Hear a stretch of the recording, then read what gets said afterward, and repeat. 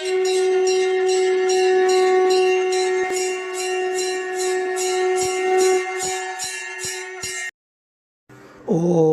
ஸ்ரீ குருப்பியோ நமஹ. ஓம் கம் கணபதையே நமஹ.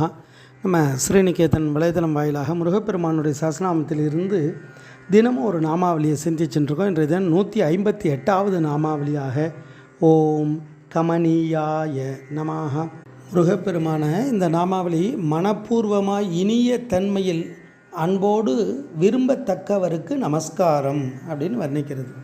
அதாவது கமனீய அப்படின்னா விரும்பத்தக்க, வசீகரமான, அழகான வஸ்துவெல்லாம் இந்த கமனீய அப்படின்ற பதம் குறிக்கும். முருகப்பெருமான் எல்லோராலும் அவருடைய அந்த புகழ், அவருடைய அந்த தத்துவம், அவருடைய அந்த பிரகாசம், அவருடைய பிரபாவம் இதெல்லாம் உணர உணர அவர் மேலே அவ்வளோ ஒரு அன்பானது வெளிப்படும். அது அனுபூதிமான்கள் எல்லாம் தன்னுடைய திருவாக்கிலிருந்து அவ்வளோ அழகாக சொல்லியிருக்கா. இறைவனுடைய உருவம் அது எப்படி இருக்கும் அப்படின்னா, அந்த அசுரனையே அசர வைக்கக்கூடிய பேரழகு, அவருடைய பிரபாவம் அதெல்லாம் அவர் அப்படி வர்ணிக்கிறது கந்தபுராணம்.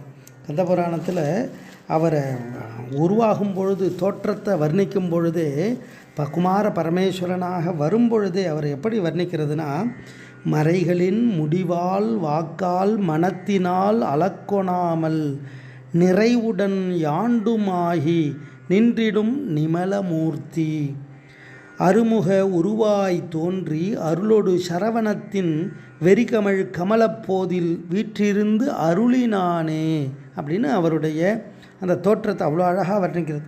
மறைகள் வேதங்களால், முடிவ சித்தாந்தங்களால், வாக்கால், மனதாலே அளக்க முடியாத நிறைவோடு இருக்கக்கூடியவர்.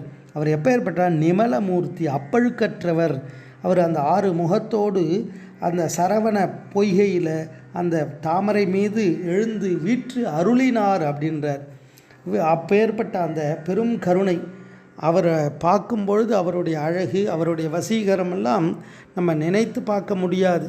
அதனால்தான் திருப்புகழில் அழகாக வர்ணிக்கிறார். எழுதறிய 6 முகமும் அணிநுதலும் வைரமிடை இட்டு சமைந்த செஞ்சொட்டி கலன்களும் துங்க நீள் பன்னிரு கருணை விழி மலரும் இலகு 12 குழையும் இரத்ன குதம்பையும் பத்ம கரங்களும் செம்பொன் நூலும் மொழி புகழும் உடைமணியும் அரைவடமும் அடி இணையும் முத்தச் சதங்கையும் சித்திர சிகண்டியும் செங்கை வேலும் முழுதும் அழகிய குமரா, கிரி குமரியுடன் உருகும் முக்கட்சிவன் பெரும் சத்புத்திர உம்பர்தம் தம்பிரானே அப்படின்னு வர்ணிப்பார். அப்படி முருகப்பெருமானுடைய அந்த வசீகரமான அந்த சக்தி அனைவரையும் விரும்பத்தக்க ஸ்வரூபமாக முருகன் இருக்கார் அப்படின்றது தான் இந்த நாமாவளி அவர் தத்துவார்த்தமாக வர்ணிக்கிறது. ஓம் கமனீயாய நமஹ. ஸ்ரீ குருப்பியோ நமஹ. ஓம் சுப்பிரமணியாய நமஹ.